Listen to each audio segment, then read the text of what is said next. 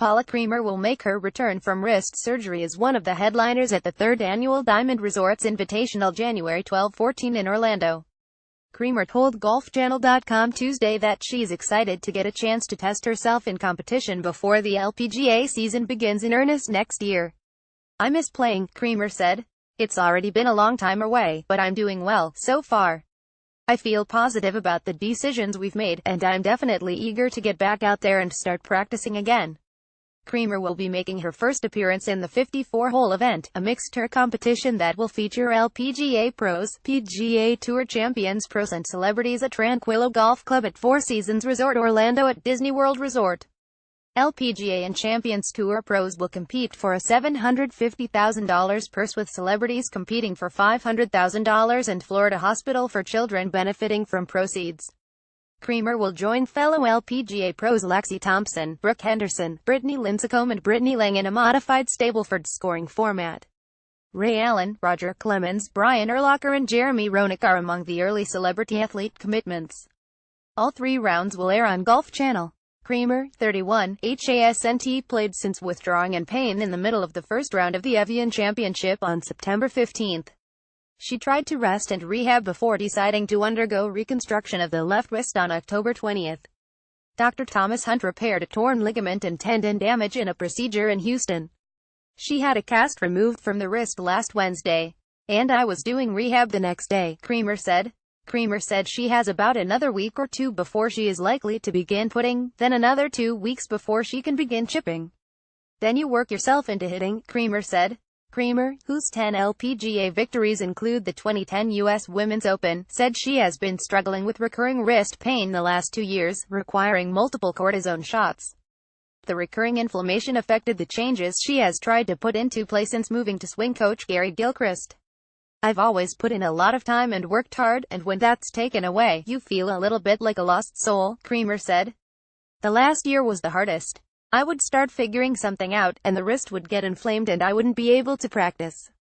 Creamer said her practice regimen will probably never be the same. "It's going to be quality over quantity," Creamer said. "But I miss the game, and I'm excited about playing again." Article tags Paula Creamer as Henrik Stenson attempts to recover from his ill-fated turn as a superhero. "We are approaching the 80th anniversary of another golf stunt that featured 2 of the most genuinely colorful characters ever to tee it up. On November 14, 1937, Babe Ruth and Babe Didrikson, soon to become Babe Didrikson Zaharias, took part in one of the most bizarre charity events ever staged. The venue was Fresh Meadow Country Club in Flushing, New York, which in the previous 7 years had hosted a PGA Championship 1930 and a U.S. Open 1932. But there was no resemblance between the seriousness of those 2 majors and the craziness that ensued in 1937. The exhibition match, which was put on by the New York Journal-American, pitted the 2 babes, Ruth and Didrikson, against golf hustler John Montague and a top local amateur, Sylvia Annenberg. According to the Associated Press report on the proceedings, 10,000 tickets were sold, costing $1 apiece. The New York Times compared the crowd to the one that witnessed Bobby Jones complete the Grand Slam at Merion in 1930, although its composition was entirely different. To quote the Journal-American, 60% of those present didn't know a bunker from a bunghole. The spectators did know stars when they saw them, though. None was bigger than Ruth, even though he was 42 and 2 years into retirement. He still held the records for home runs in a single season, 60, and a career 714, as well as career marks for runs batted in 2,213 and slugging percentage .690.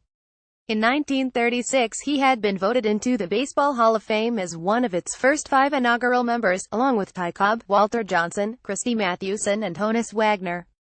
Photos. Golf's wildest exhibition match beyond his athletic feats, Ruth was simply larger than life, with stories of his prodigious consumption of food and drink rivaling those of his tape measure home runs. It was a similar story with Didrikson. Then 26, she had won 2 gold medals and 1 silver for track and field in the 1932 Los Angeles Olympics. She didn't even take up golf until 1935. And like Ruth, her personality kept her in the spotlight even when she wasn't accomplishing amazing feats. Never lacking confidence, she was as quotable as she was talented. "The babe is here," she once said upon arriving at a tournament. "Who's coming in second? It's not just enough to swing at the ball," she said on another occasion. "You've got to loosen your girdle and really let the ball have it." Also an attraction that November day, though not quite at the level of Ruth and Didrikson, was John Montague. Born in New York, he migrated to California, where he fell in with the Hollywood crowd and became club champion at Lakeside. Powerfully built, he could belt 300-yard drives and execute trick shots with shovels and rakes with equal facility. After playing with Montague, legendary sportswriter and Lakeside member Grantland Rice called Montague the world's greatest golfer. Though Montague's on-course exploits were known, he kept the details of his past to himself. That all blew up, however, when he was arrested in 1937 in connection with an armed robbery in New York in 1930. Extradited to New York in August, Montague admitted his real name was Laverne Moore. Released on a $25,000 bond, he rented 17 rooms at a local inn for himself, family and friends during the trial. In the courtroom he was provided with alibis by his mother and two sisters, as well as one of the four robbers. Eventually he was acquitted. The November competition at Fresh Meadow was to be his first public exhibition match. With no gallery ropes, the Fresh Meadow crowd was free to, well, crowd the fairways and greens. "This is worse than any World Series," said Ruth, who was knocked down on the sixth hole. "At least at the ballpark, the crowd has to stay in the stands." Balls had to be replaced after more than one shot as spectators, perhaps ignorant of the rules or perhaps just uncaring, picked them up and pocketed them. One of the spectators was former heavyweight champion James J. Braddock, who found the crowd too unruly for even his taste. "I'm getting away from here," he said after watching 2 holes, "before I get a foot in my face." The match ended prematurely. Again, from the AP report at the end of 9 holes, when everybody concerned, including the 10,000 spectators, had enough, Montague and his blonde partner, Sylvia Annenberg, were approx. 2 down to Babe Ruth and Babe Didrikson. Approximately is the word, for Montague was unable to play out 2 holes and none of the quartet managed to hit the short 9th green after having hit their tee shots. The headline stampeding golf crowd stops charity contest in New York. The end was a particular relief to Didrikson. "I don't mind sugar daddies in their proper place," she said, "but I hope I don't ever have to play chip shots again while sitting on their knees." Her aversion to such indignities aside, Didrikson took to golf in a big way. In January 1938 she entered There was no qualifying the Los Angeles Open, the first woman to play in a national men's PGA event. She shot 8,184 and missed the cut, but she did come away with a significant prize. It was there that she met promoter and professional wrestler George Zaharias, and they were married 11 months later. Didrikson regained her amateur status in 1942. 4 years later she won the U.S. Women's Amateur, then followed in 1947 by becoming the first American to win the British Ladies Amateur. She turned pro later that year and won the U.S. Women's Open in 1948. She would go on to compile a total of 41 wins in the LPGA, which she helped found in 1950, including 10 majors. Her last major win came in the U.S. Women's Open in 1954, the year after she had been diagnosed with colon cancer. She had undergone surgery just a month before, and played in the championship while wearing a colostomy bag. Cancer finally claimed her in 1956, when she died at the age of 45. Ruth openly sought a baseball manager's job, but there were no takers. His history of self-indulgence was not seen as a desirable attribute in someone responsible for managing others. In 1938 the Brooklyn Dodgers hired his as first base coach, but it was strictly a publicity stunt. Wasn't even asked to relay signs from the dugout. At the end of the season, Ruth resigned. It would be his last job in baseball. He continued to play recreational golf, and in 1941 he returned to the Fresh Meadow course as part of a series of exhibition matches against Ty Cobb to raise money for the USO. At Fresh Meadow, Ruth won, one up, in front of only about 100 spectators. In 1948 Ruth succumbed to cancer. He was 53. Montague, who was 34 at the time of the Fresh Meadow match, returned to Hollywood, but had limited success trying to revive his career in golf. His health deteriorated, and in 1972 he died of a heart attack. He was 68. The Fresh Meadow Golf Course, NAW. Tillinghast design that had opened in 1923, was sold in 1946, when the members relocated to a defunct course on Long Island. Today the area is a residential neighborhood, 80 years removed from the events that put it in a brief but bright spotlight. Hainan, China, Sun Young-yu carded a 7 under 65 Wednesday to take a one-stroke lead after the first round of the Blue Bay LPGA tournament. Yu had 7 birdies and hit 12 of 14 fairways in a bogey-free round at GN Lake Blue Bay Golf Club. Zhang Sui of China had a 66 to hold the second spot, when clear of 5 players at 5 under, including American Lizette Salas. Swing-wise, I kept the same thing. I just tried to have fun out there, and actually I had a lot of fun today, Yu said. Full field scores from the Blue Bay LPGA. Sui fell behind by 2 strokes with a bogey on the 15th hole, but was able to regain a stroke on the leader with birdies on her last 2. Number 1 ranked Sung Yun Park had 68 and was in a share of 9 at 4 under. Defending champion Minjee Lee had 6 birdies, but she struggled to find consistency as she had 5 bogeys to finish the round at 71. Jessica Korda rebounded after a quadruple bogey on the par 5 third hole, notching 6 birdies to finish at 1 under. Article tags Sung Yun Park. Sun Young Yu. The PGA Tour heads south of the border this week for the Ole Classic at Mayakoba. Here's a look at a few early round groups to keep an eye on along the Mexican coastline, as Ricky Fowler headlines the field and Pat Perez looks to defend his title all-time ZT 730 AM. Thursday, 12 p.m. Friday, Ricky Fowler, Emiliano Grillo, Chess and Hadley. Fowler will be making his tournament debut, and this will be his first start since the President's Cup ended more than a month ago. He'll be joined for the first 2 rounds by Grillo, another participant last month at Liberty National, and Hadley, who has opened the new season with 3 straight finishes of T4 or better. 740 AM. Thursday, 12:10 p.m. Friday, Jonathan Vegas, Kevin Chappell, Patrick Reed. This tee time features a trio of players who teed it up at the President's Cup, including Vegas, who tied for 10th at Mayakoba last year. Chappell finished T20 last week in Las Vegas in his season debut and is returning to the Riviera Maya for the first time since 2011, while Reed is making his 3rd start of the season all outside the U.S. 12 p.m. Thursday, 7:30 a.m. Friday, Bryson DeChambeau, Zach Johnson, Siwoo Kim. DeChambeau earned his breakthrough victory at the John Deere Classic in June and nearly added another trophy last week, when he tied for 7th at TPC Summerlin. Johnson is making his 2nd start of the wraparound season following a T13 finish at the Safeway Open, while Kim remains in search of his first top 10 finish since winning the Players in May. 12:10 p.m. Thursday, 7:40 a.m. Friday, Pat Perez, Graham McDowell, Charlie Hoffman. This group consists of each of the last 3 winners on El Camaleon, highlighted by Perez, who sparked a career resurgence at this event last year. He cruised to victory at the CIMB Classic in his season debut last month, while 2015 champ McDowell earned his first top 10 finish in more than a year last week in Las Vegas. Hoffman won here in 2014 and finished T18 last week in an emotional return to his hometown event. Article tags Ricky Fowler. Phil Mickelson has more than just an elusive U.S. Open title on his mind for 2018. He wants desperately to be on another Ryder Cup team, and he's willing to add tournaments to his schedule if that's what it takes. Mickelson already holds the U.S. record by qualifying for 11 consecutive teams, and he has made 23 straight appearances in the Ryder Cup and President's Cup combined. But this isn't about a streak. It's about having a chance, perhaps his last chance, to win a Ryder Cup in Europe. That's a big goal of mine, and if I play like I've been playing, it'll make the team, Mickelson said at the HSBC Champions in Shanghai. Whether he speaks from confidence or hope remains to be seen. Mickelson hasn't won since the 2013 British Open, and the last PGA Tour season was his first without recording a top 3 finish.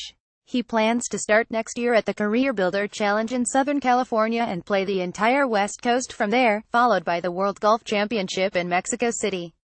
I'll play more tournaments if I have to, he said. I'm not sure if I have to add much. Paris is a big goal of mine, and it's important to get off to a good start. Mickelson has been on 5 losing teams in Ryder Cup matches held on European soil. There were 2 close calls. One was in 2002 at the Belfry, when the matches were tied at 8 going into Sunday singles. Europe won the last session, including Philip Price defeating Mickelson.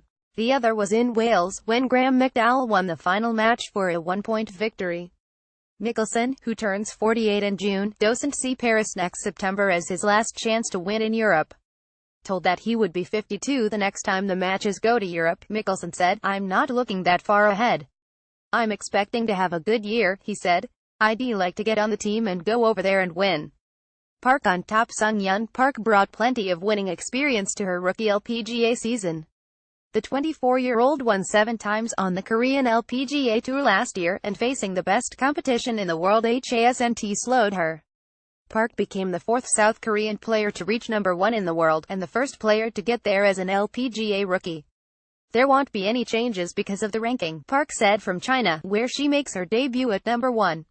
I believe my future play is more important than the fact that I moved up in the ranking. Her future play could lead to even grander feats. Park, who won the U.S. Women's Open, leads the LPGA money list at just over $2.1 million with 2 tournaments remaining. She is second behind So-Yeon Ryu for the points-based Player of the Year and already has clinched Rookie of the Year. Not since Nancy Lopez has a player won both awards in the same season. Park also is number 3 in the race to the CME Globe and is second in the Vare Trophy for the lowest scoring average. KOEPKAS list Brooks Koepka knew he had a big year from looking at that U.S. Open trophy. A look into his closet brought even more evidence. One of Koepka's traditions at the start of every year is to go down to the beach and write a list of goals for the year on a yellow sheet of paper. He tapes it on the wall of his closet, then invariably forgets about it. I'm usually looking down trying to find clothes and shoes, he said. A few weeks ago, he happened to look at eye level and noticed his list for the year, which had about 7 items related to golf and 5 items off the golf course. Among the ones he ticked off was winning a major U.S. Open, having at least a share of the first-round lead in a major British Open, and then one of the bigger ones, having the lowest aggregate score in the majors, 21 under par. He described them as little goals, only because of the detail, such as having the solo lead after the first round. He took care of that Thursday in the HSBC Champions. You can make them as detailed as you want, he said. When you go into specifics, a lot of those things come true. He didn't get them all. One goal was to not miss a cut. He missed the cut by 1 shot in his first tournament of the year at Torrey Pines. He also wanted to win multiple times, meaning he will have to either successfully defend at the Dunlop Phoenix next week in Japan or win the Hero World Challenge. The biggest change for me was off the golf course, Koepka said. The hardest thing for me was making sure I was in the gym 5 days a week when we played. Some days I've gone 7. Overall, Koepka was pleased with how many he got. He'll do it again this year, only at a different beach. Koepka will be on Maui for the Sentry Tournament of Champions. WHO wants to be a millionaire. The LPGA tied a record when Stacey Lewis tied for 15th in the Toto Japan Classic. Lewis became the 15th player this year to top $1 million, equaling the number from last year. And it's about to grow. Women's PGA champion Danielle Kong is $647 short of $1 million and is assured of topping the $1 million mark next week at the CME Group Tour Championship. Minjee Lee is the defending champion this week in China. Lee is $3,268 short of $1 million, and provided she doesn't withdraw from Blue Bay, she will top $1 million.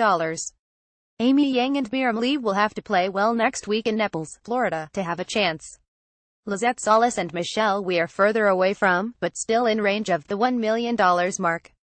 Both are playing in China and next week at the season finale. Divots 4 of the 5 winners of full PGA Tour events this fall were in the Tour Championship.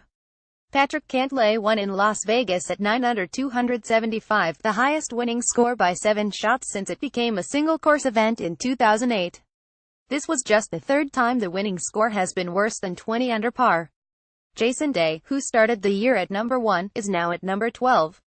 The PGA of America has extended the contract of Chief Executive Pete Bevacqua through 2024. Woodmont Country Club in Rockville, Maryland, which has hosted U.S. Open sectional qualifying 30 of the last 31 years, has been selected to host the U.S. Women's Amateur in 2020. The PGA Tour Champions has a new title for its Tucson event, the Cologuard Classic. Cologuard, produced by Exact Sciences, is a colon cancer screening test used at home. Stat of the week: in the last 2 years, Shan Feng has 3 victories, 2 runner-up finishes and 2 third-place finishes during the LPGA's fall version of the Asian Swing. Final word: can we just keep playing here? Can we move the CME Group Tour Championship here? Can we move the US Open here? Shan Feng on playing LPGA events in Asia. Article tags Phil Mickelson, 2018 Ryder Cup.